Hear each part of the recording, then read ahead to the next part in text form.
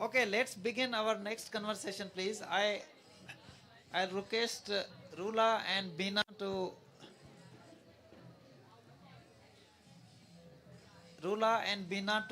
facilitate. So it's yours now. We can- We're not gonna. Yeah. Hello, everyone. The one who interested in sharing feminist circle of share, please come to the front.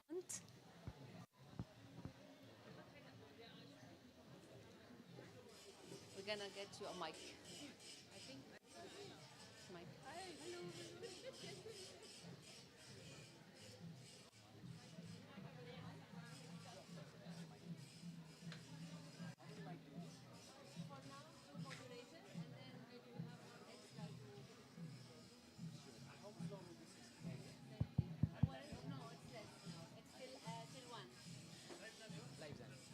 How? What time?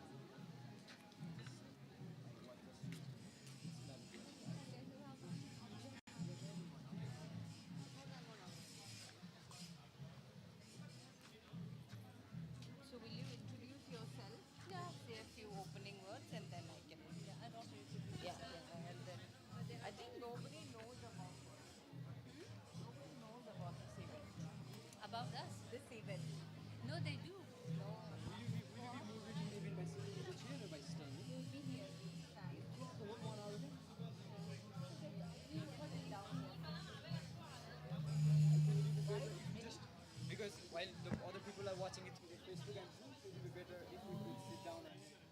Sit or standing here?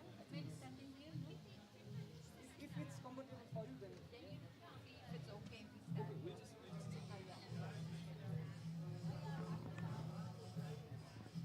Yes.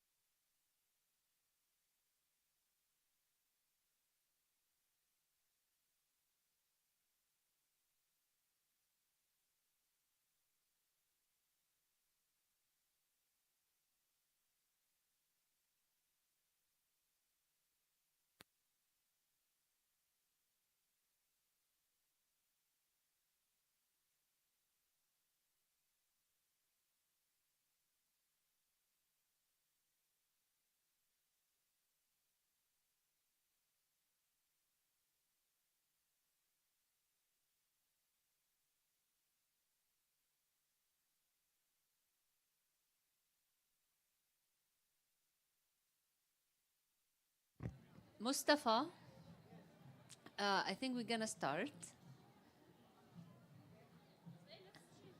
But we need the people who are taking notes to document the conversation, please. Other people can join Yes. closer. And let's make circle and then become, but this is not good for the camera. No, we can Okay. do like this. We'll be here. Yeah.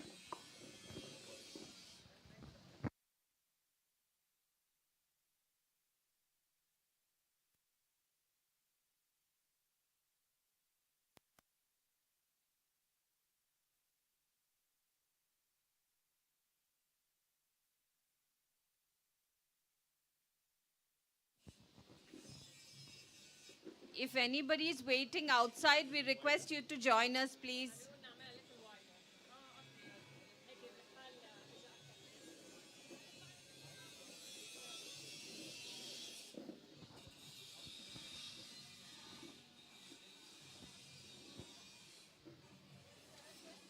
All of us on the stage so people online they can see us.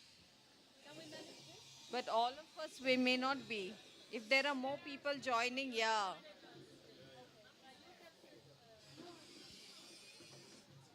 We will be here, yeah.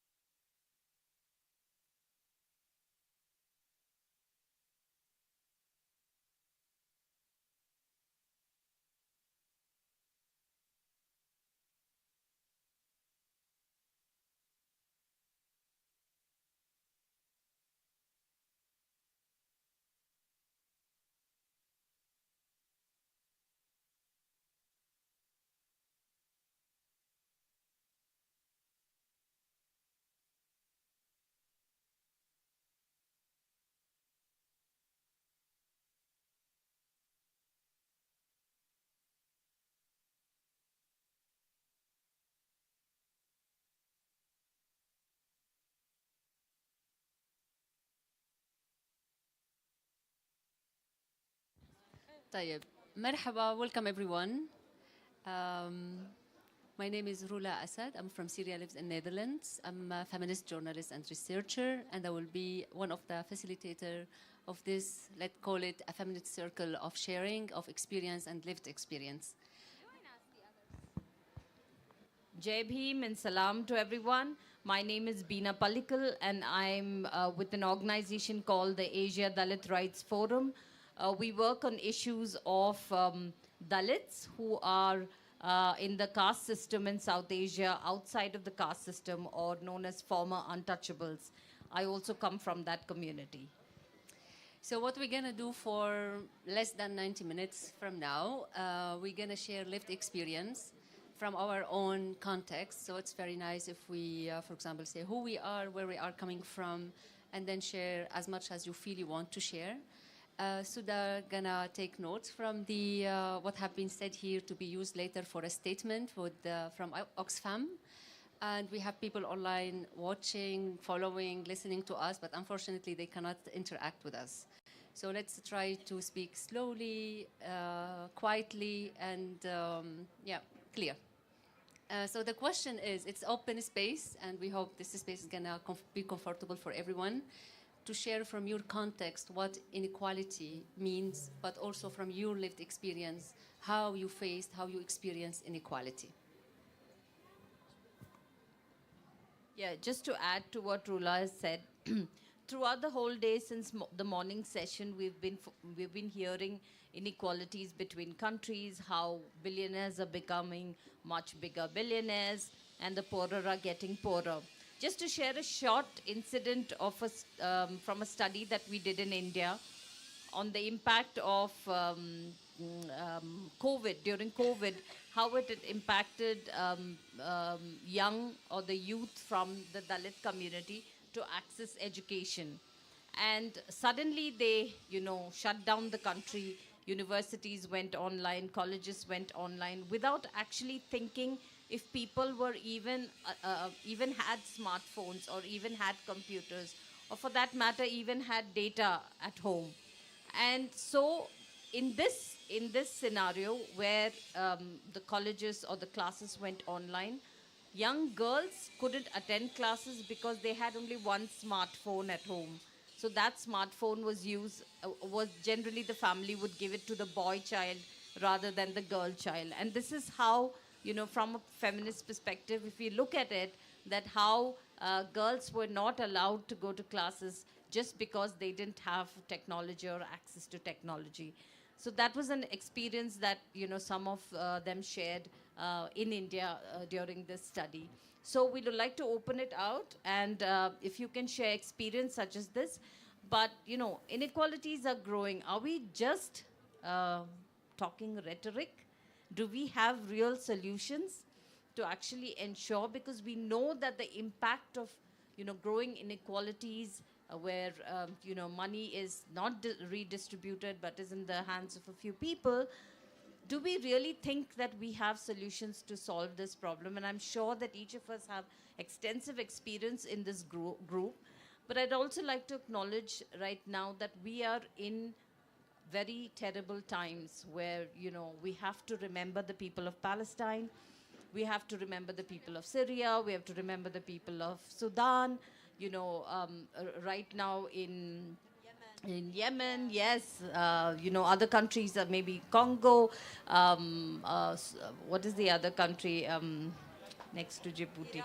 Yeah, Iran. Okay, we can go on. I mean, there's so many countries that we can go on where there's civil wars, and we are almost not talking about some of these things that are so critical to world peace.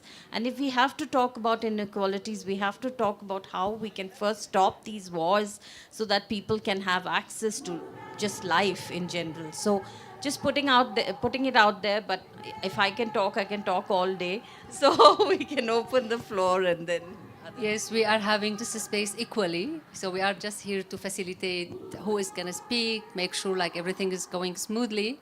But feel free also to take the time, also to reflect, but also to build on other people, but also to respect other people's experience as well. So it's the floor ours. Anyone ready to share any thoughts, experience?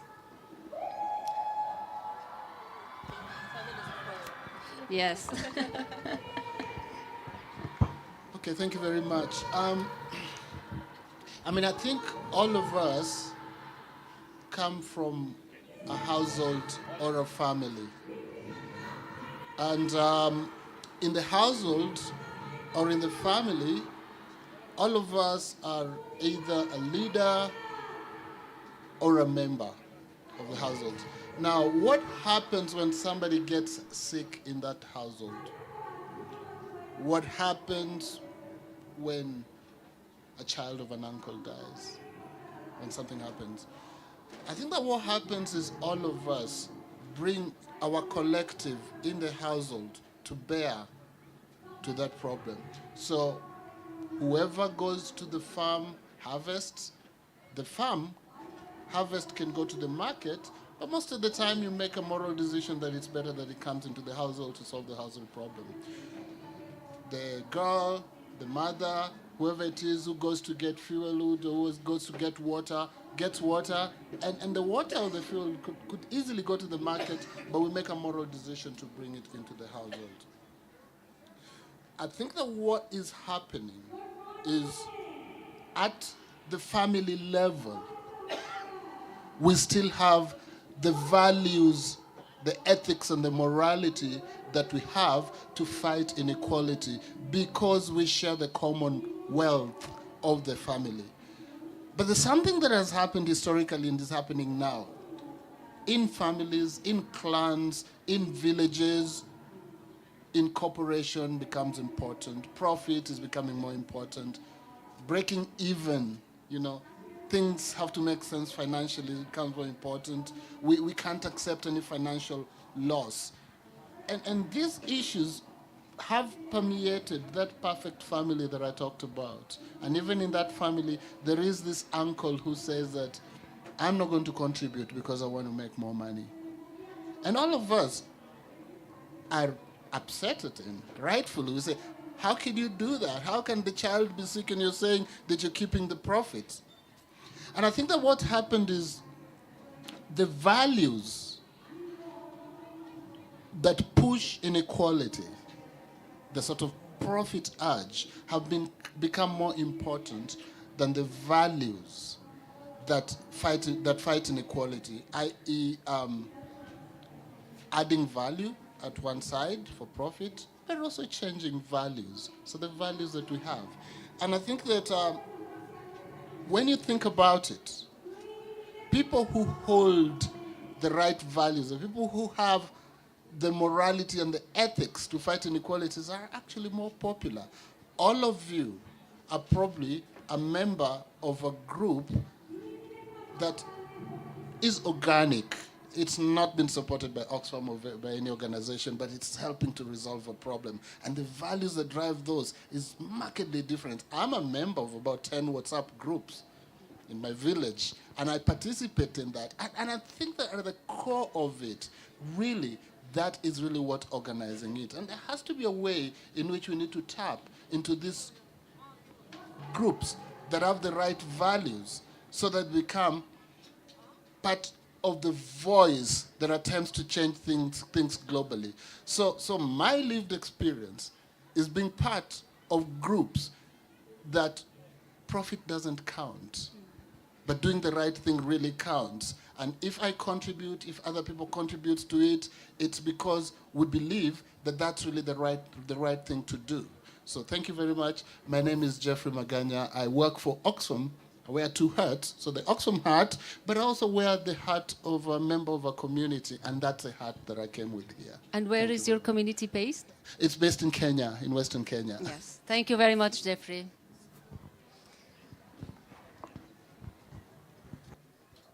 Any other one wants to share experience, comment?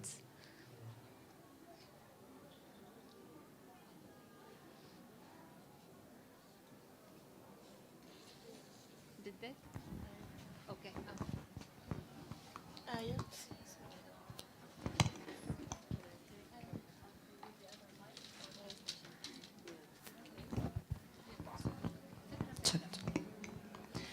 عسلامة الناس الكل. أميرة يعقوبي، ناشطة نسوية من جمعية تونسية للنساء الديمقراطيات من تونس. Hello everyone, my name is Amira Yaqoubi. I am from Tunisia. I'm a feminist activist and I'm from جمعية تونسية للنساء الديمقراطيات. the social organization of the feminist democratic Tunisian women. باش نتحدث اليوم على مسألة اللامساواة يمكن اللي نابعة من سياقي في البلاد التونسية. I'm going to talk today about inequality from the feminist perspective that comes from Tunisia. يمكن المسألة تكون مختلفة شوية عن بقية السياقات خاصة في البلدان الناطقة بالعربية. Maybe it's going to be a bit different than the other countries and the differences between in other countries, Arab countries specifically, Arab-speaking countries. الحديث عن مسألة اللامساواة تبقى مسألة راهنة في الحديث عن مسألة المساواة تبقى مسألة راهنة في مجتمعاتنا الكل، حتى إذا كان نتحدثوا على إنه تونس مقارنة ببقية الدول تنجم تكون يعني تقدمت بشوط مقارنة ببقية الدول الناطقة باللغة العربية، ولكن يبقى هناك فما حديث يتحكى. All right. Even if Tunisia have stepped forward or is more developed when it comes to the female rights and feminism than other Arab speaking countries, but there's still something to talk about when it comes to that. يمكن اللي لمسناه في الفترة الأخيرة في تونس أنه الخطاب النسوي أو الأشياء اللي تتمرر أو الحديث اللي يتمرر في السياقات النسوية التونسية بعيد شوية عن السياق أو عن الأرض أو عن ما يعيشه النساء أو المجتمعات أو الأشخاص أصحاب الهويات الجندرية اللامعيارية. يعني يمكن يكون الخطاب النسوي والخطاب الكويري ماشي في طريق والواقع والسياق موجود في واد آخر تماما، وهذا مهم إنه نحكوا عليه. All right. So perhaps the talk or the dialogue that's been going on with feminist groups or gender the gender discourse, is totally different than what's happening in reality, like on the ground. And that's very important to talk about. Can I take my time? Okay. بيصير انه في ارض الواقع هناك اصلا لا مساواة على مستوى الجهات في البلاد التونسية. مش كل الجهات، يعني المحافظات، مش كل المحافظات تنعم بنفس الحقوق وعندها نفس الامتيازات. All right. So in Tunisia, not all cities or states have the same rights or the same inequality as the other. وهذا بناء عن اللا عدالة الاجتماعية والاقتصادية بين مختلف البلدان أو الجهات في البلدان التونسية. And that's based on the non-social equality that's going on in those different areas in Tunisia. يعني لحد الآن ما نجموش لا نستطيع الحديث عن المساواة في بعدها النسوي، والأشخاص أو النساء أو الأشخاص الأقل امتيازا ما عندهمش أصلا حظ أو فرصة النفاذ للموارد أو للثروات. So okay. We have to talk about how feminist groups cannot, or maybe the less fortunate, cannot have access to like an escape or a getaway from the reality that they're living in. في تونس في الوقت الراهن عنا في تونس في الوقت الراهن عنا مشكلة النفاذ إلى الماء، وهو مشكل حقيقي يعود بالسلب على صحة النساء، وهذا مهم إنه يتحكي عليه. In Tunisia right now we have the water access problem, and that's a very important topic to talk about. ومسألة غياب الموارد الأساسية وغياب المواد الغذائية الأساسية في تونس تخلينا شوية بعدنا عن الحديث عن السياق النسوي وبعدنا عن الحديث عن مسألة المساواة، لأنه النفاذ أصلا للموارد الأساسية غايب. Since there's a food crisis as well as the water crisis, it takes us away because these are like very basic needs. This takes us away from the feminist dialogue and speech. يعني يمكن إذا باش نحكوا مع الأشخاص ونحكوا لهم على مسألة المساواة، يقول لك أنا ما عنديش أكل ناكله باش أنت تجي تحكي لي على مسألة المساواة. يعني شوفي الهوة والفارق بين الخطاب النسوي أو النهج اللي منتهجه الخطاب النسوي وهو مهم مقارنة بما نعيشه في أرض الواقع ومقارنة بالتحديات الكبرى اللي نحن نعيشها في مجتمعاتنا وفي تونس حاليا. So when I talk to someone about what I'm facing as a feminist and as a female in Tunisia, they tell me I don't have access to food. So there you have two important like topics and problems that they're facing in their society, which is my where I come from. feminism is very important, to have equal rights is very important, but as well as the other person, him not having access to food and like basic rights is important as well. So it's very yeah. اخر Yeah.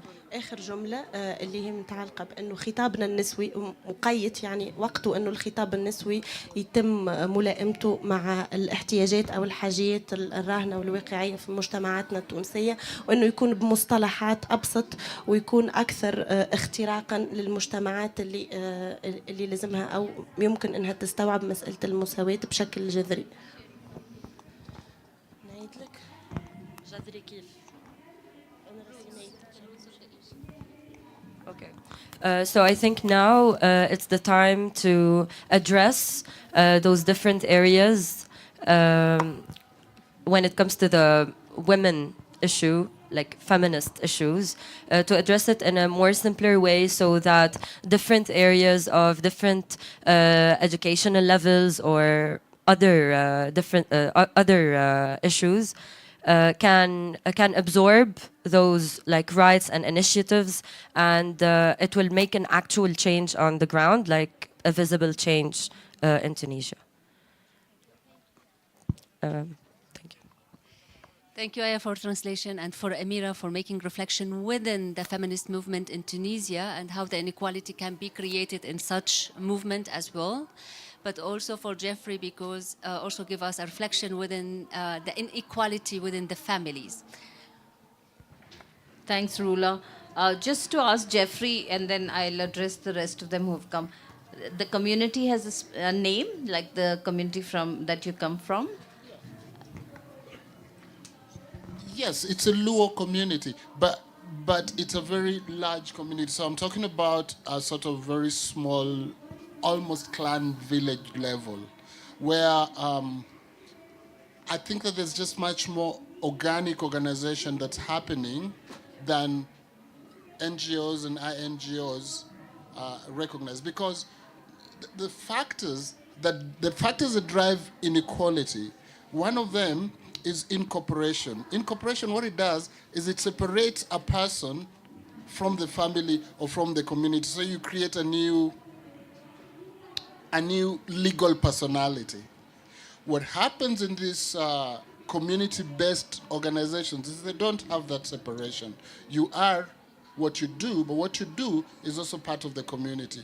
And so even us, in order to organize, we assume that we must incorporate, that that's an important thing, that somewhere if we incorporate, we're better at organizing, that we have to have almost like corporate principles to run our organizations. We have to break even, there's so many financial things that we have to do. But community organization does not consider all that. So there may be a lesson for us in terms of organizing. Thanks. Thank you so much. Welcome to all the others who have joined us. Our conversation continues since morning on inequalities. We'd like to know your personal reflections, more from a personal space, and if possible, from a feminist space where you think that what are the solutions to address inequalities, and also any personal, snippets or stories that you can share. You're welcome to share. And we make a circle because we were a smaller group, but feel free to join the circle or stay as where you are, but just to make the spaces more open for all of us. You want to share something? Please say your name, where you are from. Hello, my name is Bhagyashri and I'm from Maharashtra. I come from a Dalit community, which is known as a former untouchable community in India. And here I would like to talk about the inequality from different lenses, like inequality from feminist lens, then inequality from infrastructural lens, how it works in different sectors, social sector, political representation in general. So yeah, like as I come from a community, so in Indian context, feminism is seen into feminism is seen into perspective. One is like in general feminism, and there is another feminism like Dalit feminism. So as a, I identify myself as a Dalit feminist because I feel if we look at the in general umbrella of feminism, most of the time we do forget there are different issues, different women face different issues differently, very differently. And I feel that is very important to address the issues community wise, because there are many language, dialects, cultures, ethnicities, caste groups. That is one thing. And another thing is like about representation, in the social forum, in the social sector, development sector, people always do like to talk about the infrastructural inequality, or someone is getting something and someone is not getting, but they want to talk about in a panel discussion in social forum. But as someone who is first generation learner who hold a master's degree and has fought a lot to reach there to talk about one issue along with the community, people suppress them. Oh, this is not your face. Oh, don't show your activism here. They do not like to talk within the spares. So I feel if you are talking about the inclusivity and if you are trying to make a space inclusive, then give a space to talk people who are facing genres like rigorous issues, and don't suppress their voices. That's what I feel. If we want to reduce inequality, we must give the space to the people who are on the ground, who are facing such issues.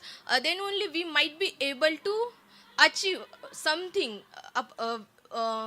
within this movement where we are all of us are part of it.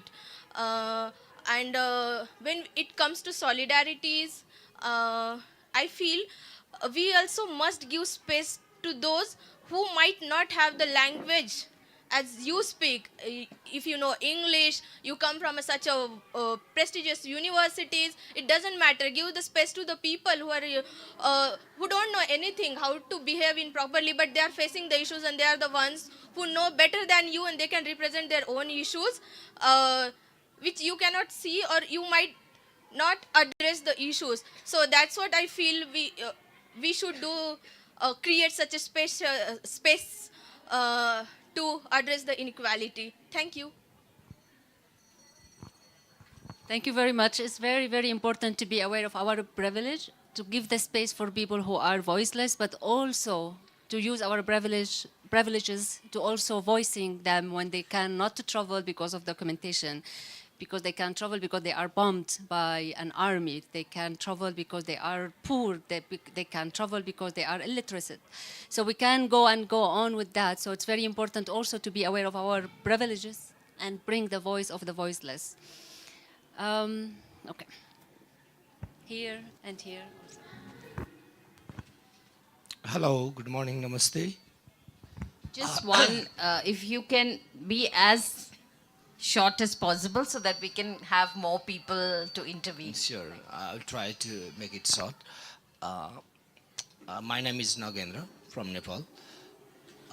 What I want to say in our context, inequality is our voice is everywhere, but in our context, it's the racism we can say ethnicity or caste system is a big challenges in our country. You know, it's separate the people or individual from properties, from families, and so on, and sometimes it leads to up to death as well. It's one story I have, and when I was 27, I got married with the lower caste family from low caste, and what I belongs in upper caste, and what our community and even my grandparents said, either you left us forever or left that goals, yeah, and there was no option for me, and I chose the girls, and we got married. But what we faced the challenge is they denied to accept us, and they denied to even to give the property to us. So we remain. We have to struggle and face a lot of challenges, So the caste systems, that is the one biggest challenges. And we have a lot of evidences, a lot of, incidences in our countries due to that, relation, like even marriage or some things.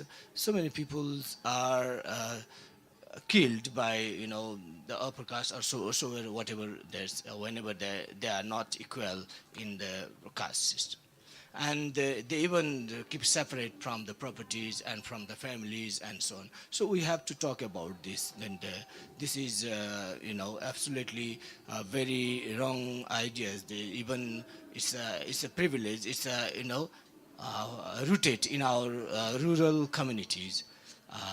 Yeah, thank you. Thank you for sharing, but also for bringing the caste issue, which is the main, the rooted problem of inequality in all the context, I think. Safana?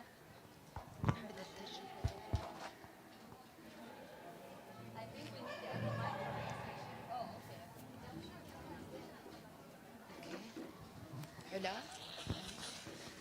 إذا هذا بروح عليك. مرحبا، أنا سفانة أبو صافية، محامية وباحثة ونسوية، لاجئة فلسطينية. Hi everyone, my name is Safana. I am a lawyer, activist, feminist activist, and a researcher. I'm originally from Palestine, immigrate. I'm based right now in Jordan. بعيش بالأردن وأنا الجيل الرابع في الشتات.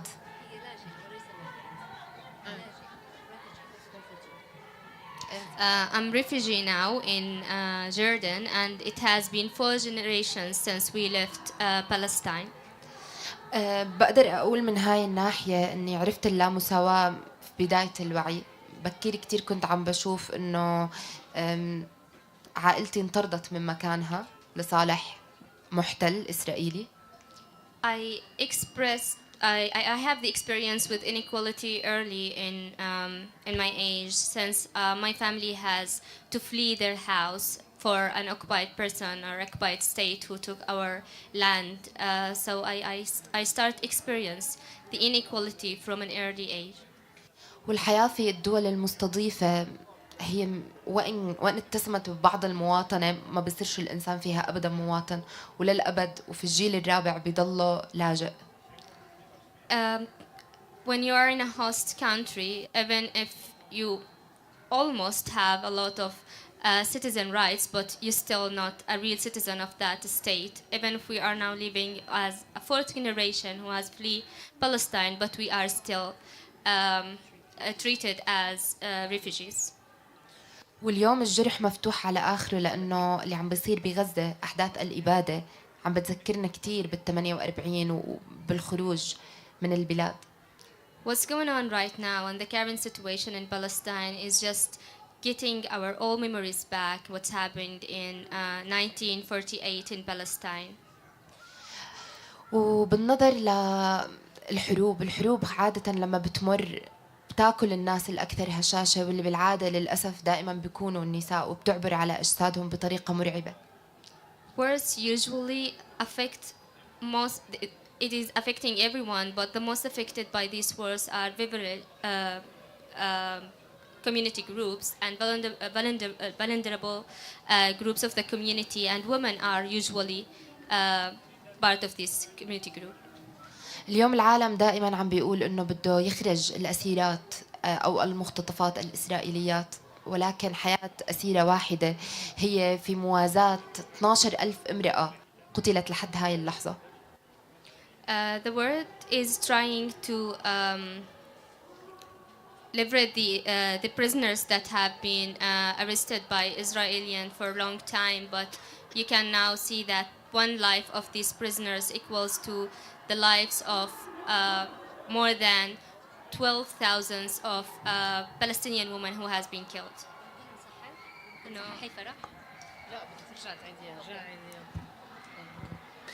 اليوم العالم وقت عم بيشوف عم يطالبوا بأسيرة واحدة أو مختطفة إسرائيلية بيكونوا So the world is asking to free one Israeli hostage. When and in the meantime, what's happening in Palestine? بس بنفس الوقت عم بيكونوا عم بيغمضوا عيونهم تماما عن حياة 12 ألف امرأة انتهت تماما حد هاي اللحظة. But they are closing their eyes on 12,000 Palestinian women that have been killed until the moment. والأوضاع أسوأ بكتير لأنه نقدر نقول أن الناجي الوحيد هو اللي توفى أو قتل. Until now, for what's happening since October 7, the only survivor is who died. الحياة صعبة على الناجيات إن كانوا رح ينجوا. الأوضاع عم بتخليهم في خوف دائم. عم بتأثر على حياتهم الجنسية الإنجابية. No, it's okay. People and women especially are living in fear. So who's ever surviving until the moment is just living with fear. ابدا مش ما في عداله وقت نكون عم نشوف انه في نساء اليوم عم تولد من دون اي مخدر. There's definitely no justice when we're seeing women giving birth without anesthesia. وقت نكون نشوف وقت نكون عم نسمع اصواتهم وبكائهم كيف فيها وقت عم نسمع كل هذا الشيء وعم يطلبوا النجاة وما في أي استجابة في هذا العالم. And no one is responding to all the calls from the women who are in pain or trying to give birth without anesthesia. Many are asking for help and nobody is listening. Thank you very much, Stefan. I know that is very heavy and difficult, but thank you very much for sharing with us. And thank you for Ola for translation and Farah. Someone there. First of all, my deepest solidarity to folks in Palestine for the resistance and also what is happening, what is committed by the Israeli state is absolutely vile and we thoroughly condemn it. I wanted to share rather a personal reflection of two things. Oh, my name is Sanjana. I am from India, but ethnicity-wise, I'm Nepali. So I'm Indian Nepali, so I can speak the language. Very excited to be here. I wanted to share a personal reflection to underline two themes that were prominently discussed in the panel earlier. One is building knowledge systems for young people towards activism, and second, thinking about inequality in terms of social sciences. I grew up in Sikkim, which is a very small former Himalayan kingdom in India. And if I was looking a little different than how I am, I would have a very different life in India. I think many of us would understand. We have a lot of migrants from Nepal, especially in the service sector, who are thoroughly exploited in terms of wage and other. There's also overt sexualization of Nepali women, which needs to have a broader conversation about. But when I moved from Sikkim to Delhi for my undergraduate education, I experienced a huge setback because Delhi is a big city and there are people from different kinds of privileges and backgrounds, so it's difficult to fit in into that system. But what really helped is a lot of young feminist activists, especially Dalit activists, who really taught me the meaning of politics or understanding or thinking about oppression in the larger scheme of things. So what I wanted to say is that moving towards solution, I think we have to really think about problems through looking at the sources of it. It is not convenient for us to talk about, just because I'm working in the education sector, I will only talk about education. The fact that there is educational inequity means that there's a source of the problem and we have to talk about the source of the problem. So I think with whatever is happening with young people in India, there's a lot of depoliticization that has come about, of course, because of the rise of the right-wing regime in the country as well. But also this neutralization of young people in the development sector, where we only talk about certain things and not about, say, for example, it's easier for us to talk about gender because the World Bank supports it. But is it easy for us to talk about caste because it is not very easily supported by funders, in a sense? So I think thinking about these things from a rather political lens and maintaining that knowledge system would, I think, somehow pull us closer to the truth, is what I wanted to say. Thank you. Thanks, Sanjana. Just to bring it to perspective, in India, according to the National Crime Records Bureau, there's about 50,000 cases of violence, including rape, sexual harassment, etc. And out of which, I think 7,000 is just women alone, on women alone. So if we count on a daily basis, it's about 10 women within 24 hours are raped every day. That's only Dalit and tribal women. So that is not my organization data, but that's data of the National Crime Records Bureau, which is the government data. Others? Something here first. We'll take there and there.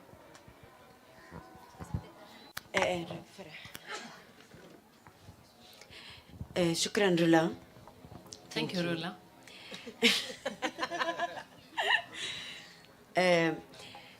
كثير مهم الأشياء اللي عم تنطرح. أنا بنان أبو زين الدين من الأردن، ناشطة نسوية وجزء من مجموعة تقاطعات. I'm Banan and I'm from Jordan and from a feminist activist and part of تقاطعات.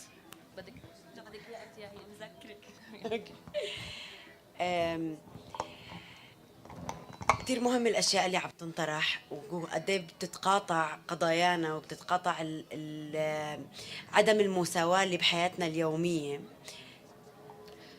Everything that has been discussed and all the cases are very important, especially the intersection between all the cases and all the causes. There's a lot of intersection between them. بس كمان مهم كتير نحكي عن معاناة النساء اليومية والتحدي اللي جدا مهم وما بينعطى أولوية ضمن سياقات كثيرة بنعيشها، واللي هو فقر الدورة الشهرية والمعاناة اللي بتواجهها النساء بشكل شهري بكل العالم اللي موجود.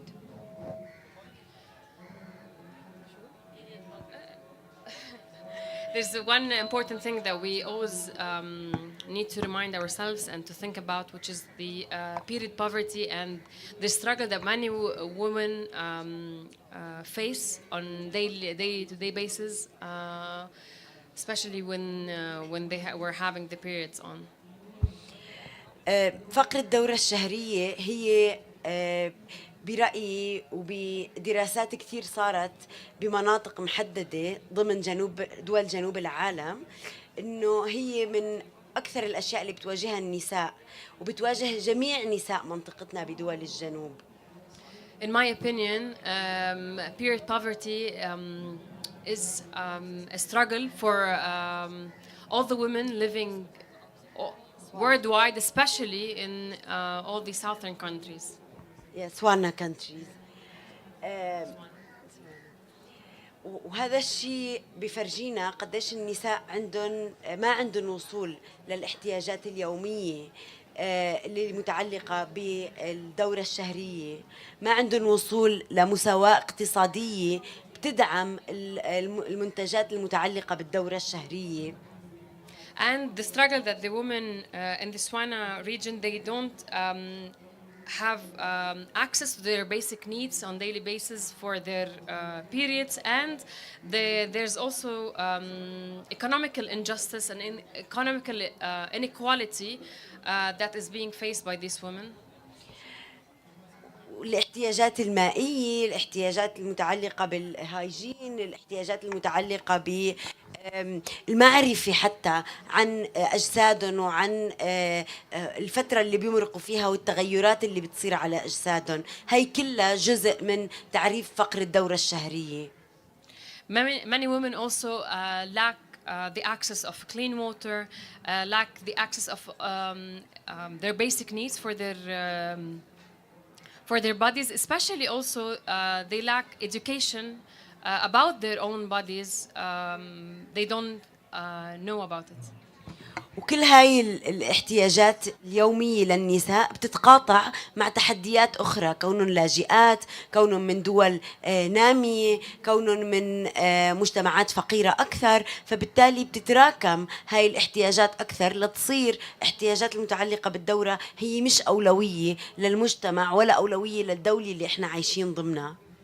But the fact that this intersects with many other issues, the fact that many of these women come from third world countries or they are refugees,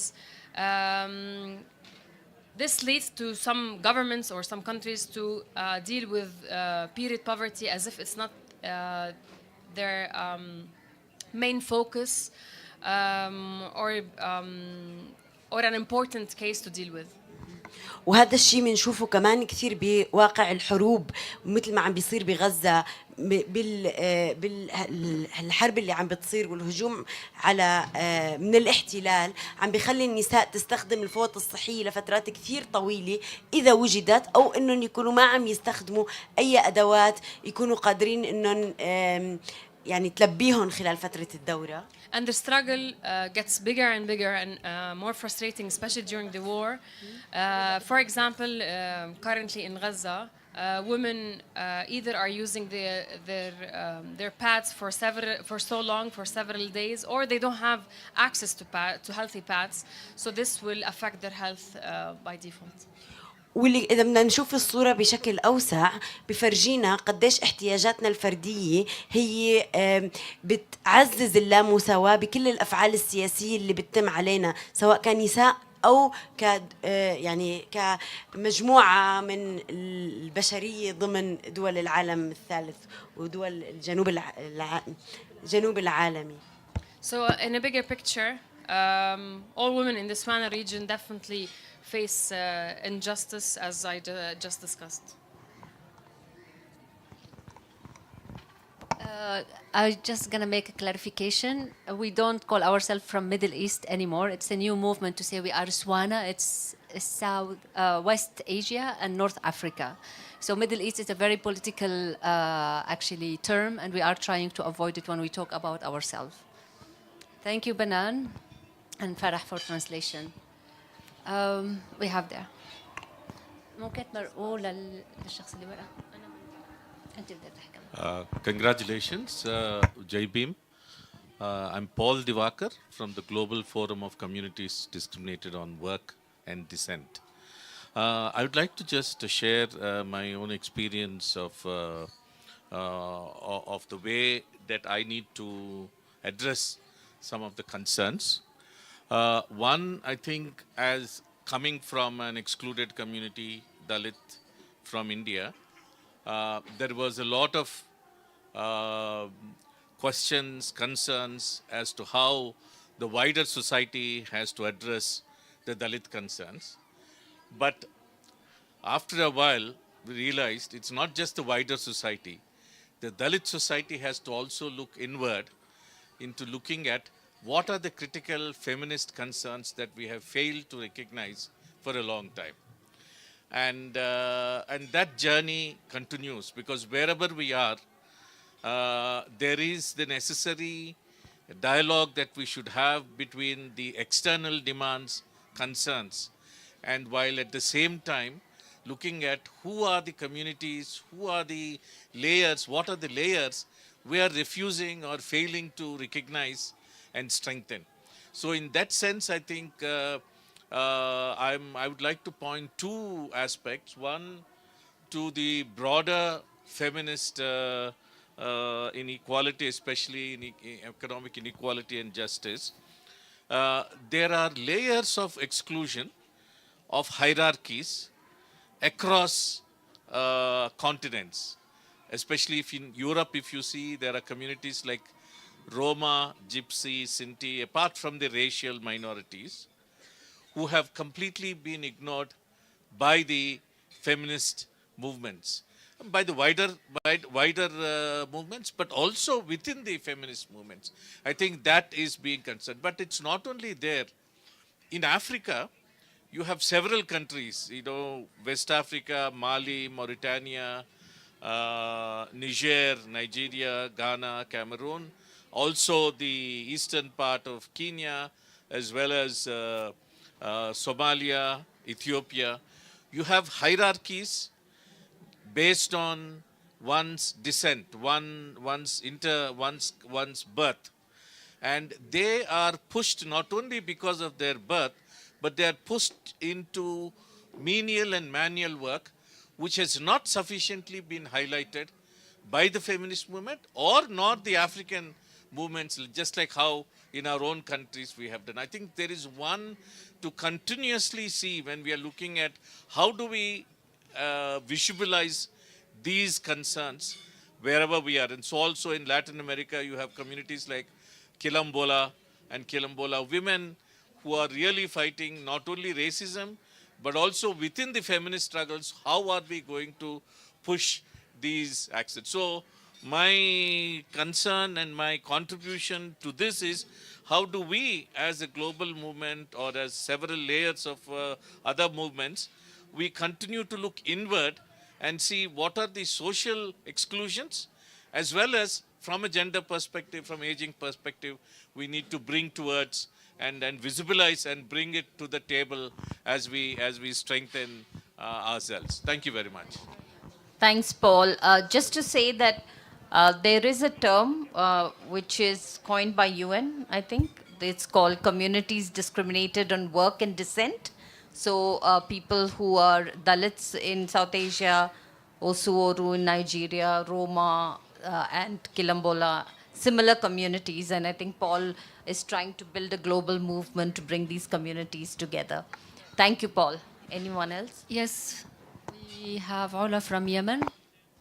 Hello everyone, my name is Ola. I'm from Yemen. I believe that most of you don't know where Yemen is. It is an Arab country that has been affected by the war for almost a decade right now. Before starting talking about the context of Yemen and my own story, but I will start with something more general. Like 2 days ago, I was just watching a video talking about the inequality that women are facing all around the world, and they gave example of the biggest genocide that has ever happened in the world. Many of you will think that is the the Second World War, where about 60 million of people has been killed, but it's actually not that one. In China, more than 160 million women has been killed in the recent years, and that happened after they have the law that a family can only has one child. So whenever the family figure out that the child is female, they choose to discourage this female to have a male. So women and female are facing this inequality all over the world, not just in poor countries and countries that are affected by the war or global south. So talking about Yemen, I told you before that we have been facing the conflict, the civil society for almost a decade right now, and that affects women a lot. Transportation is one of the main issues that women are facing right now. We are not allowed to travel from one city to another without having a relative male with us, what they call it mahram. So a man can travel, but a woman is not allowed. She should have one of her family members, a male one, with her. And like, can you imagine that if you are a mother, you're not able to travel without your 10 years son who you are responsible for, and he is now responsible for you when you are traveling. So it's just ridiculous. And I'm also going to talk about the laws. Laws are not usually giving women what do they deserve. There is inequality in the laws that we are having in some of the countries, and I'm going to mention 2 examples here. First, we have something in Yemen called blood money. So if you kill someone, you have to pay what we called blood money. Can you imagine that? Women's life deserve or worth less than man's life. It is almost half of the amount you have to pay if you killed a woman compared to if you are killing a man. So even what life worth is not the same. And I'm also going to talk about another example is getting identities and passports. If a woman needs a passport, she needs to bring her father or brother with her to confirm or approve like that she can have a passport. She cannot have it without him. And this is actually not a law, but this is something that it's kind of tradition that they are following more than following the rules, because they think that a woman can flee the house or travel, so they need their family to consist that she can has a passport. Something else also related to inequality is I'm going to give an example of agriculture in Yemen. Yemen is an agriculture country. We depends on like 50% of the income is from agriculture. Can you imagine that about 80% of the workers in agriculture are women? This is something good, but in the other side, those women are not owning the lands. About 20% of women just own the lands, and all the other lands are just owned by men. So women actually are used to work in agriculture. They spend a lot, like most of their days, they don't go to school. They are working all the time, but at the end, they are not owning that lands. They are spending all their lives working on. Thank you, Ola. And let's imagine the woman farmer, they work all their life in the land they don't own, and then at the end of their life, they don't have health insurance to also support them. Anyone else want to share? Aya? Aya from Lebanon. Thank you, Ola. And thank you for everyone who shared. I think that all the experiences are very similar, yet very different, and they have their own context. So I'm from Lebanon. Oops. I'm from north of Lebanon, which is like most probably you don't know the context of Lebanon, which is very different than all countries. And in Lebanon, there's like sectors. It's divided in different sectors, and each area has is divided by religion, maybe, or maybe society, different society levels. So poor, medium, rich. And the inequality goes on. It could be by color, it could be by religion, it could be by how rich you are, it could be whether you're a well-dressed woman, if you have piercings or not, if you're ladylike or you're not. Inequality goes on, I think, in all countries like that. And you were talking whether we have solutions or we don't. I think the in Lebanon, I'm gonna speak only about Lebanon because I don't wanna pinpoint fingers on other countries. In Lebanon, they think that the biggest enemy, the first enemy of the woman is herself, because she's the one who raises the generations. I'm not with that, but this is the way they think. So all men will be like, whenever you speak up about your rights, about wanting change, about being a feminist, they'll be like, but you're your first enemy. You have women who don't like, who are not feminist, who are okay with what's happening, and that's why you have this problem. I think that's just blabbling, and that's not just right. And they just want to be owning, you know, their positions and staying there, staying put.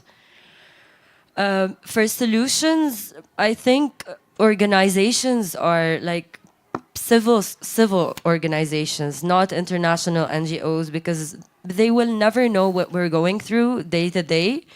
They will know the big titles, you know, and those titles are not very accurate all the time, because for me, maybe someone from India has rights I don't have, and maybe I have rights that they don't have. So you cannot just put laws and try to generalize them all over the South.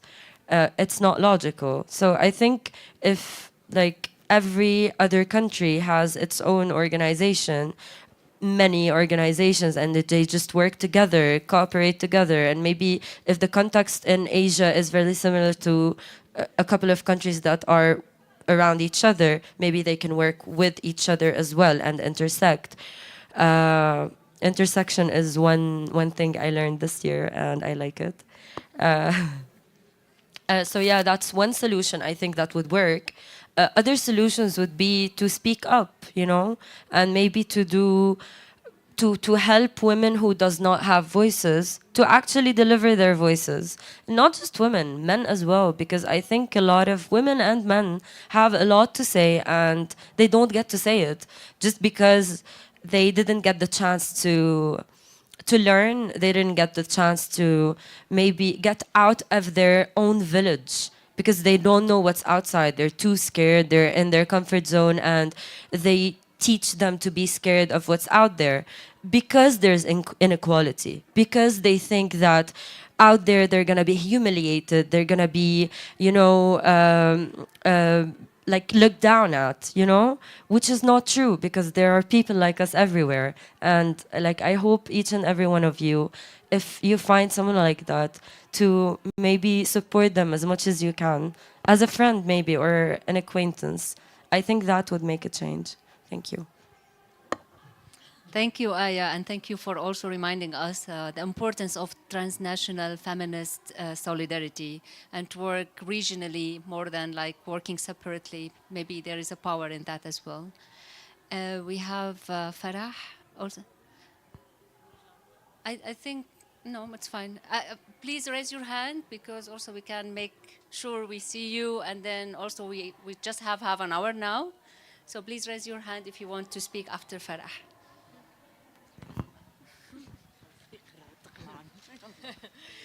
Hi everyone, my name is Farah, Farah Sha'ir. I'm a filmmaker, but I'm also a political activist in Lebanon.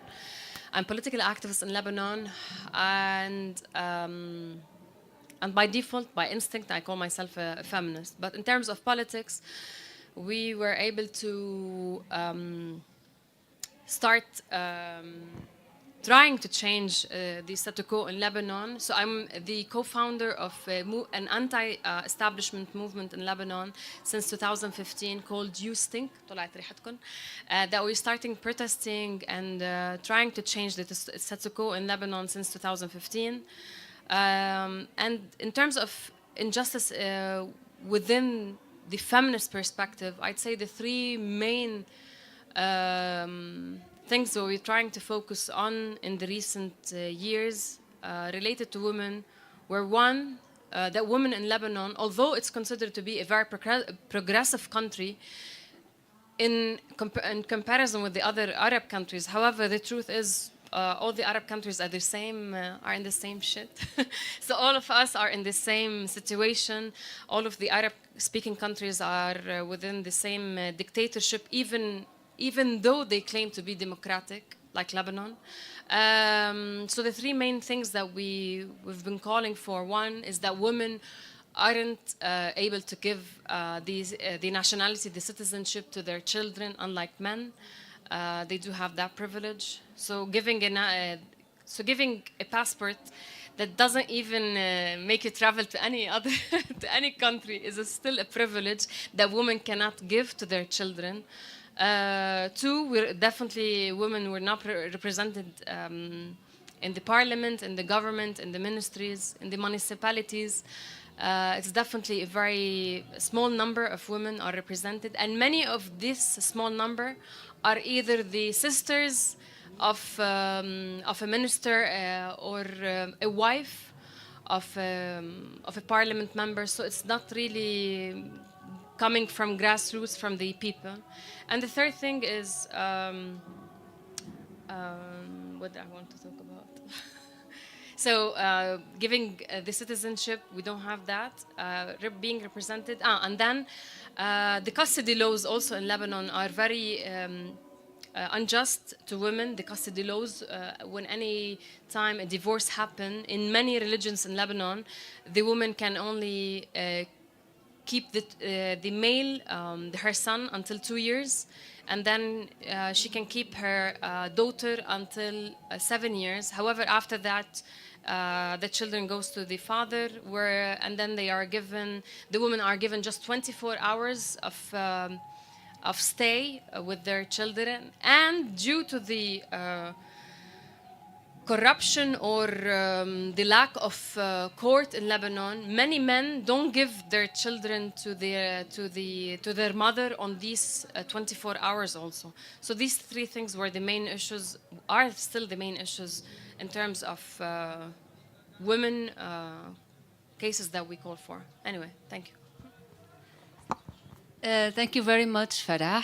I want to close this circle because I am from Syria. So I want to join my comrades and say, like, we are sharing a lot of pain. Like, also Syrian women, they don't give citizenship to their children.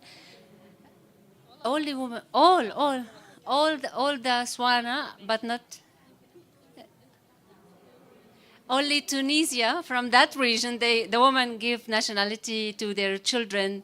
In Syria, there is a war since 2011. The dictator Bashar al-Assad is still there. We have a story of ISIS. We have a story of Turkish government. They are intervening and now taking administration of a part, but they are also cleansing from Kurds, which is another ethnicity in Syria. I don't see any Kurds in this form, so we are talking also another ethnic minority. They are not represented. We are talking about women. They displaced from their hometown. They pushed to be displaced as punishment, and now they are living in a north part of Syria. They don't have document. Also, man, they don't have document. But man, maybe they have property, so they have a land to sell, to get some document and the travel, while women, they don't. So I just want to add to all what have been said, like we are sharing this, and then when we look regionally and we just cross border and we imagine that we can cross border and see what kind of pain we share, it's a lot. So I think this pain and anger is going to turn to some energy in the future, or maybe just now, to show solidarity to each other, but also to keep dreaming of a just world for women, but also everyone. And also I want to echo someone from the previous sessions talking about people with different abilities, into brackets, disabled people. Also, like, imagine we are talking about able bodies, all these challenges and inequality for able bodies. And then if we think about someone in our circle disabled or in a different ability, so this is an extra layer for inequality. Thank you for also giving me the floor to share a bit, and then we have someone from there. Can you come here? Because people, they are also listening to us online, or you prefer there? Okay, all good.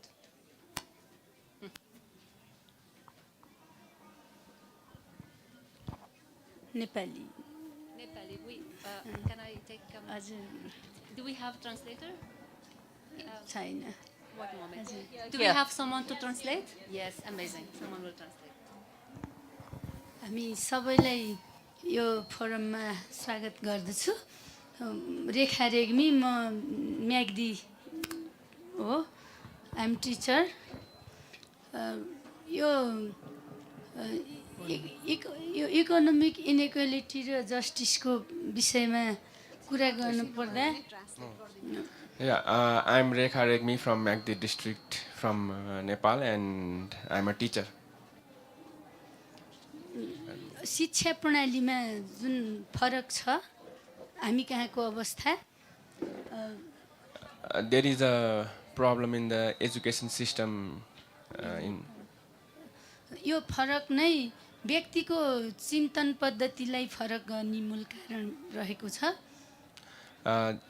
There is a different education system that is prevalent, causes change in the perspectives of how people look into the problems. भन्न खोजेको के हो भने, जस्तो साँझ र बिहानको खाना कसरी जुटाउँ भन्ने समस्यामा हुने अभिभावकका सन्तानहरूले पढ्ने र उनीहरूले अध्ययन गर्ने वातावरण, शैक्षिक वातावरण र उनीहरूले हासिल गर्ने शिक्षाको प्रकार एउटा छ। What I mean to say is that those who have to work to arrange for the food in the morning and in the evening, such people have one set of environment to get the education. र अर्को थरी शिक्षाको पद्धति जुन कानुनत मान्य छ हामी कहाँ, र त्यो अत्यन्तै महँगो पे गरेर पढ्ने र ती बालबच्चाहरूको अभिभावकहरू अत्यन्तै धेरै पे गरेर आफ्नो छोराछोरीलाई पढाउन पाउनु गर्वको विषय मान्छन्। And another set of education is a type of education where people pay a lot of money, the parents pay a lot of money, and they feel pride in that kind of education, which we legally recognize. But these two sets of education system is different. यसले भोलिको भविष्य र भोलिको सपना निर्माणमा पनि पक्कै बच्चालाई प्रभावित गर्छ उसको मनस्थितिलाई।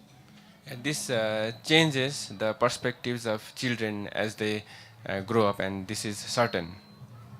र मैले यो कुरालाई मात्रै यो फोरममा हामी कहाँको अवस्था र यहाँहरूको कन्ट्रीमा यस्तै खालको फरक छ कि छैन भनेर सेयरिङ हुन सक्छ, मैले थाहा पाउन सक्छु भनेर सानो मेरो भोगाइलाई आफ्नो अनुभवलाई जोड्न चाहेको हो। So I am sharing this discrepancy in our country in this forum, so that I could also learn from others regarding how the system is in other countries. I would like to state this much right now. Thank you. Thank you very much. I think if we look to the education system, we're gonna find a lot of colonial heritage.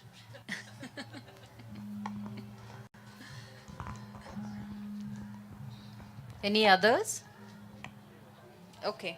Can you also come here in the meantime? Yeah. I would like to speak in Nepali. So, I need a translation. Sorry. Okay. Namaste. My name is Bhumika Rasaili. I will introduce in English little bit. म चाहिँ social activist हो र मेरो घर चाहिँ सल्यान। अनि म 6 वर्षदेखि चाहिँ बालबालिकाको क्षेत्रमा काम गरिरहेको छु र मेरो ग्रो अप चाहिँ म एउटा अर्फेनेज होममा हुर्केको। I'm Bhumika Rasaili, social activist. So I grew up in an orphanage, and अनि त्यहाँनिर चाहिँ मेरो नेपालमा धेरै जस्तो अर्फेन्ड हुने चाइल्डहरू मध्ये चाहिँ बितेर जानुभएको प्यारेन्ट्सको बच्चा भन्दा धेरै डिभोर्स भएर गएको डिभोर्स भएर चाहिँ प्यारेन्ट्स सेपरेट भइसके पछाडि बच्चाहरू धेरै जस्तो अर्फेनेज होममा पुगेको मेरो सर्कलमा मैले पाएँ। So most of the orphans are not there because of the death of the parents, but because of the divorce between their parents. So that's why they have been there mostly. End मेरो पनि केसमा पनि यही नै थियो। म चाहिँ 3 वर्षको हुँदा मेरो प्यारेन्ट्सहरू सेपरेट हुनुभयो अनि त्यो बेला जनयुद्ध पनि भएको भएर मेरो ड्याडी चाहिँ वारमा जानुभयो, अलमोस्ट होमलेस जस्तो नै हुनुभयो। उहाँ को कहाँ छ के छ थाहा भएन। अनि मम्मीले पनि त्यसको केही समयमै अर्को म्यारिड गरेर उहाँ पनि कहाँ जानुभयो थाहा भएन। अनि त्यस पछाडि चाहिँ म मेरो grand प्यारेन्ट्सहरूसँग हुर्केँ। Yeah, in my case also the same thing happened, that when I was 3 years old, my parents got divorced, and there was a civil war happening in Nepal, due to which my father joined the war, and then after that my mother married a different man, and due to that I had to live differently. अनि त्यो बेला चाहिँ म काठमाडौँमा आउने अवसर मेरो कोही कजनहरूबाट मिल्यो र म एउटा अर्फेनेज होममा पुगेँ, जहाँ चाहिँ मैले के पाएँ भन्दा हामी स्कुलसँगै अर्फेनेज होमको बच्चाहरू स्कुल जाँदा र नर्मल प्यारेन्ट्सहरूसँग बसेको बच्चाहरू स्कुल जाँदा चाहिँ त्यहाँनिर टिचर्सबाट नै डिफ्रेन्ट भएको, या फिर त्यसलाई यस्तो वेमा कि हामीलाई चाहिँ जहिले पनि सिम्प्याथी दिने कि लाइक इफ मैले बेलुका केही कुराहरू म रङ गरिरहेको छु या फिर केही क्याम्पहरू हुन्थ्यो स्कुलमा, अनि त्यो क्याम्पमा चाहिँ भाग लिँदाखेरि मलाई केही चिज आएन भने उहाँहरू के भन्नुहुन्थ्यो भने तिमी त प्यारेन्ट्ससँग बस्दैनौ है, अर्फेनेज होममा बस्छौ, सो तिमीलाई सिकाउने मान्छे कोही भएन होला, छोडिदेऊ नगर। अनि त्यही बच्चा चाहिँ अर्को जो प्यारेन्ट्सहरूसँगबाट आइरहेको छ उहाँहरूलाई चाहिँ घरमा मम्मी बाबालाई सिकाउनु भन न, फेरि ट्राई गर न। सो अर्फेन्डहरूलाई चाहिँ ट्राई गर, तिमीले पनि सिक्नुपर्छ, इन्डिपेन्डेन्ट हुनुपर्छ भनेर सिकाइँदैन रहेछ। लाइक उनीहरूलाई चाहिँ जहिले पनि डिफ्रेन्ट भएर बाँच्नुपर्ने जस्तो इन्भाइरोमेन्टसँग चाहिँ म ग्रो अप भएँ। Yeah, so I got an opportunity to come to Kathmandu and to reside in an orphanage. So I went to while I went to the school, so I found that there's a difference in the ways that the other kids and the kids from orphanage are treated. So while I tried to do something, and when I didn't know, they made remarks like, "Oh, you are from the orphanage. You are orphan, so your parents didn't teach you, so it's all right. You need not try." So while others are given the advice that your parents must have taught you, so you should try, and you should ask your parents. So in the way people are treated at the orphans are treated at school, it's itself a bit discriminatory, and that leaves a mark later. अनि त्यस पछाडि म grow up हुँदै जाँदाखेरि चाहिँ मेरो mental स्टेटमा चाहिँ के परिसकेको थियो भने म चाहिँ अरूभन्दा डिफ्रेन्ट रहेछु, या फिर हामी मेरो सर्कलमा जो पनि हामी अर्फनेज होममा बसेको बच्चाहरू थियौँ, हाम्रो माइन्ड सेटमा चाहिँ के हुन्थ्यो भने हामीलाई चाहिँ फेरि सिक अथवा केही कुरा तिमी पनि सिक्नुपर्छ भनिँदैन, यो चाहिँ हामी आफैले सिक्नुपर्ने हो रहेछ, बिकज हामीसँग प्यारेन्ट्स छैन। अनि मेरो धेरैजना साथीहरू अनि अरू पनि चिल्ड्रेन होमबाट हुर्केको बच्चाहरूमा चाहिँ उहाँहरू आफैसँग एकदमै धेरै हराउने, बाहिर बोल्न जान नसक्ने, बिकज मलाई मान्छेहरूले कसरी जज गर्छ होला, मैले त कुनै संस्कार पाएको छैन, मेरो प्यारेन्ट्सले मलाई सिकाउने अवसर पाएन, म अर्फेन होममा बसेँ। अनि त्यहाँ चाहिँ एकजना अब जो अर्फेनेज होम खोल्ने मान्छेहरू हुन्छ या फिर अर्गनाइजरहरू हुन्छ, उहाँहरूको एउटा अफिस टाइम हुन्छ बच्चालाई दिने या फिर अर्गनाइजेसनलाई दिने, अनि त्यो टाइममा चाहिँ संस्कार कहिले पनि पर्दैन र बच्चाहरूलाई डेली लाइफमा चाहिने, विशेष गरेर छोरी मान्छेहरूलाई चाहिने कुराहरू नेपाली समाजको लागि चाहिँ अलिकति सेल्फ डिपेन्ड हुनुपर्छ, स्पिक आउट हुनुपर्छ, बोल्न जान्ने हुनुपर्छ, आफ्नो समस्या क्लियरली राख्न सक्ने हुनुपर्छ भन्ने कुराहरू सिकाउनुको भन्दा पनि बेसी मैले फेस गरेको र मेरो सर्कलमा देखेको कुराहरू चाहिँ लाइक कस्तो चाहिँ हुन्छ भने मान्छेहरू बाहिरबाट भिजिटर आउँछ, उहाँहरूलाई हामीसँग चिनाउने, उहाँहरू चाहिँ अर्फेन बच्चाहरू, उहाँलाई चाहिँ हामीले यसरी पालिराखेका छौँ भनेर भन्ने। अनि त्यस पछाडि चाहिँ Due to this, so what happens is that as this leaves a it is a very deep effect in the way we grow up. So we are taught that we need not we are not taught with the culture from the parents. So that's why especially women who should be taught to be self-reliant and independent, they are instead taught that they are not being well groomed by the parents. So that keeps many orphan women very self-reserved and lost, and not able to try and be independent. So even in the case of orphanage, even in orphanage when we stay, there is a schedule of people who take care of us. So they just come and go, but we are not taught with the essential way of living, the culture, the value system of speaking out, of expressing ourselves, and of being independent. So such things are not taught, and we are just made to meet with people and say that these are the these are the orphans that we have been keeping. The institution makes such claims, but we are not taught the essential culture and the value, and not groomed in that manner. अनि अहिले सामाजिक संस्थाहरू अथवा अर्गनाइजेसनहरू सेल्टरमा बस्ने बच्चाहरूको mental health कस्तो छ भने जुन चाहिँ हामीले भोगेको पनि, भिजिटर आउँछ, हाम्रो फोटो खिच्छ, अनि केही सर्टेन कुराहरू उसले दिन्छ, अनि मैले चाहिँ फलानु ठाउँको यति अनाथ बच्चाहरूलाई सहयोग गरेँ भनेर उसले हाम्रो फोटोसहित सोसल मिडियामा पोस्ट गर्छ। अनि हामी नेक्स्ट डे स्कुल जान्छौँ या फिर अरू कतै कुनै सराउन्डिङमा चाहिँ कुनै ओकेजनहरूमा हामी भेट हुन्छ, मान्छेहरूले हामीलाई सजिलै चिन्छन् कि हामी चाहिँ फलानु संस्थामा हुर्केको हो, या फिर त्यहाँ चाहिँ हामी गरिबीमा हाम्रो प्यारेन्ट्स नभएको भएर हामी अनाथ भएर चाहिँ त्यो संस्थामा पुगेको हो भन्ने कुरा सबै मान्छेहरूलाई थाहा हुन्छ भन्ने डर चाहिँ धेरै अर्फेनहरूमा छ। र उनीहरूलाई चाहिँ हरेक दिन यो कुरासँग फेस गर्नु परिरहेछ कि ओहो म त अरूभन्दा डिफ्रेन्ट रहेछु, मलाई चाहिँ अरूले सहयोग गरेर बाँचिरहेको छु भन्ने फिल चाहिँ जहिले पनि उनीहरूलाई भइरहेछ। Yeah. So what are the latest trend is that when institutions keep us in a shelter. So they click photos of ours and even place it in social media, and even visitors come and give some donations, and they also click photos and keep in the social media. And hence what happens is that as we go out, we are easily recognized, and we get a sense of feeling that like we are always being helped and supported by others, and we are easily, and we fear that the crowd will recognize us, and this has made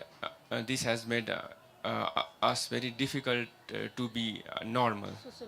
Socialize, Yeah. very difficult to socialize as well. या सो मैले मेरो लाइफमा चाहिँ त्यो कुराहरूलाई एकदमै नजिकबाट निहालेको भएर चाहिँ मैले आजभन्दा 3 वर्ष अगाडि समाज कल्याण परिषद हरेक ठाउँहरूमा चाहिँ दर्ता गरेर परिवर्तनको लागि हामी भन्ने एउटा अर्गनाइजेसन खोलेँ र त्यहाँ चाहिँ मैले धेरै दुर्गम दुर्गम क्षेत्रको चाहिँ बाआमा गुमाएका अभिभावकविहीन बालबालिकाहरूलाई चाहिँ अहिले संरक्षण गर्दै आइरहेको छु र म उनीहरूलाई मेरोभन्दा डिफ्रेन्ट लाइफ दिन खोजिरहेको छु. Yeah, so I opened an institution called Parivartanka Lai Hami, or We for Change, and where I try to provide them with provide the orphans with different experience than what I faced in my life. Yeah.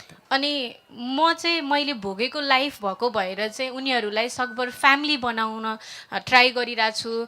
तर हाम्रो सराउन्डिङमा चाहिँ कस्तो हुँदै गइरहेछ भने जसरी अरू ट्रेनको अर्गनाइजेसनहरू गइरहेछ त्यसरी नै हाम्रो बच्चाहरूलाई पनि गइरहेछ. अनि द सेम थिङ इज उनीहरूले पनि मैले जस्तै कुरा फेस गरेको स्कुलमा उनीहरूलाई चाहिँ उनीहरूको इन्डिभिजुअल नाम नबोलाएर चाहिँ फलानु संस्थाको बच्चाहरू आऊ भनेर बोलाएको कुराहरू चाहिँ बच्चाहरू पनि मलाई सुनाउँछन्, जसले चाहिँ मलाई एकदमै पेनफुल गराउँछ. हरेक दिन सोच्न बाध्य गराउँछ किन डिफ्रेन्ट गइरहेको छैन भनेर चाहिँ सोच्न बाध्य गराउँछ. अनि यस्तो कन्टेक्स्ट चाहिँ अर्फेन लाइफ र जसको चाहिँ प्यारेन्ट्स हुनुहुन्छ उहाँहरूको लाइफ नेपालमा मात्र यस्तो हो कि अथवा अदर कन्ट्रिजहरूमा पनि यस्तो खालको अवस्थाहरू छ भनेर जान्न खोजेको मैले चाहिँ. So I hear such children coming and sharing their experiences where they are called by the name of the institutions, like this institution has kept them instead of the name, and such experiences like I faced are still being faced by orphans. So how I want to know from other countries' experience also whether it is the similar. Yeah. Thank you. Thank you very much for sharing your personal experience. Really happy to know that you're really courageous to take this journey forward, and we wish you all the best. I think she wanted to speak next. You or you too? No, she had. Yeah. Yes. We have time for last two intervention or sharing here and there. Do you like to come a little bit further? Okay, we'll come to you, please.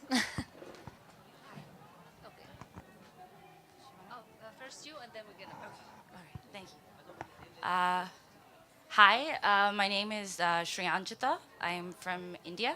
Namaste. So I am, I guess, a queer feminist. I guess that's what I would label myself as. And I had the privilege of living in a lot of countries because of my parents' jobs. And I was able to ground myself in women's movements and the love, the power, the rage, the trauma, everything they come with. Extremely fortunate with that. So the last few years, I've been basically working in Canada and India, and I'm with the All India Union for Forest Working People. Sorry, my voice is completely dead. And what I've noticed is that women are constantly, consistently leading the movements across the world, and for generations, for centuries, really. And the thing is, when they lead these movements, and especially under feminism, we have to understand that women are not monoliths. They are very, very nuanced. They're not to be just, reduced to essential principles. And I think what I would want to basically wanted to say is that having worked in a bunch of places, and I guess this is for allies more and, folks that are supporting movements, because I don't think the burden should be on the disenfranchised. So who is speaking up? What are you doing? And the thing is that when people and movements they support, are you centering the voices of the women that are leading the movement? Or is your voice loud and overpowering their experiences. What lived experiences are you centering? And I think this comes to, like organizations, NGOs, institutional funding that comes out to be programmatic. It's not movement led. It, is essentialist. It reduces it to a particular issue. And it's money making, nonprofit industrial complex, essentially.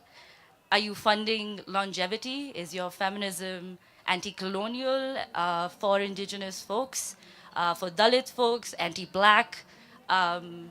You can't just, overload, as a feminist, essentially, and call yourself that and not really check your privilege, essentially. So, like, our comrade said about being intersectional, that is to learn and unlearn at the same time along, people that are leading the movement.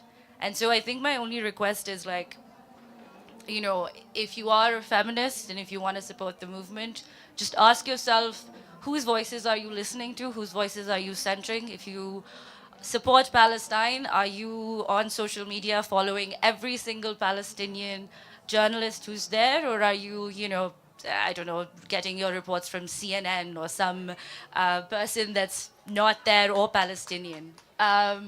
So is it women who's speaking for it? I have to check my privilege all the time, and I'm constantly learning about it, especially when it's Adivasi women. Um, I have an incredible amount of privilege in India that they do not, and they have to be the leaders. All I can do is facilitate. There is no empowerment because they are extremely powerful. You're just leveling up the playing field. You're not giving them any power. If anything, you're just, stepping out of the way, facilitating, fund it, support it, share it if you can't. But, demand from your funders, from your NGOs, from every single person to really focus on whose voices you're centering and, fund those movements. So Oxfam, are you, looking at essentially, are you with your grassroots organizations? Are you overpowering their voices, or are they front and center leading those? And yeah, that's really essentially it. I hope I was, concise enough. It's very clear. We have to do a reflection within the development sector. Thank you, all of you. Good morning. Actually, I am a domestic workers leaders, and I am an executive member of IDWF, that is International Domestic Workers Federation. Somehow I was representing the South Asia. For inequality case, I think among the South Asia it is similar, but I just want to share some good practices of Nepal here to you, so it may be useful to you. In contents of Nepal, when I was born, no one seen in the industrial and no one seen in the work. But when I was joining the school at that time, I saw some of the ladies driving the tempo, some of driving the car. At that time, I feel very proud because I learned in the school where my principal also woman. So from the childhood, I also want to work in the women sectors, women movement. So this is my 20 years experience also working in the women movement as well as in the domestic workers sectors. So somehow it is still discriminated, but there are many good practices also in Nepal, because in the Nepal government, among the South Asia, it's quite leader because of the trade union, civil society, NGO, INGO, they all together advocacy. That's why they have developed the policy for the social security protection, as well as they have not discriminated in the policy, Labor Act, as well as Social Security Act. But it's still we have to lobbying and advocacy for the implementing. So somehow the women's and as well as for the men's, we have a good practice. Our organization will participate the program. If there will be the women's programs, there should be the policy of to be the 25% of the men to participate in the work, so it will be possible to change. So if there is the program of the man, there should be the participant of the some percentage of the woman, so it will be changed in equality. So this is our good practices. And also for the government case, government make the some policy like in local level government or some like song like or federal and central level of the government also, they have find the some quota and portfolio for the quota for the lower caste based discrimination, because this policy is developed by the government. Why? Because they want to be the equality of the all caste base of the people as well as all women and male. That's why this is also one of the good practices for the Nepal case. So in each local government, if you go there, you will find the equality of the representatives. And somehow our home base worker, one of the our lady, Sister Bindu, is now representing in the parliament also. This is also very good practices for us. We see is my ex president in my organization. So this is also one of the proud feel. As a me myself also, to be a domestic worker and lead in the whole world, I was elected to represent the Asia. So this is also one of the good achievement of the women. And as well as somehow some remote area, some village area also, the education it is not sufficient, but somehow government is make the education is free for all. So they have did the campaign for child work elimination. Last year when we have Gokarna Vista in labor department, labor ministry department, at that time we did the campaign for elimination the child workers also. So some of the contents of this among the South Asia, Nepal is doing, and in the legal policy also you can see website also. So somehow it is developed and it is possible also. And for inequality case and justice case, I think our experience is that if women and male they are independent, then it will be possible to change. So because of this thinking, last month we also established one organization, that is Gainful Creative Development. That is my own organization, and from that organization objectives is to advocacy, to build the capacity building and to give the skill development to the women and men who are in the lower level. So let's see how I can achieve. Thank you very much. Thank you very much for sharing. I think it's time to close.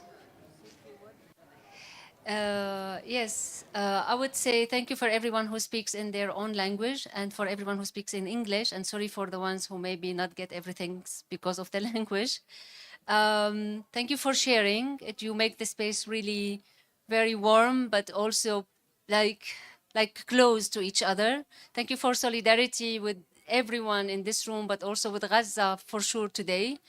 And I think we are hungry now, so solidarity with your stomachs as well. So we are gonna go soon to lunch. It's time.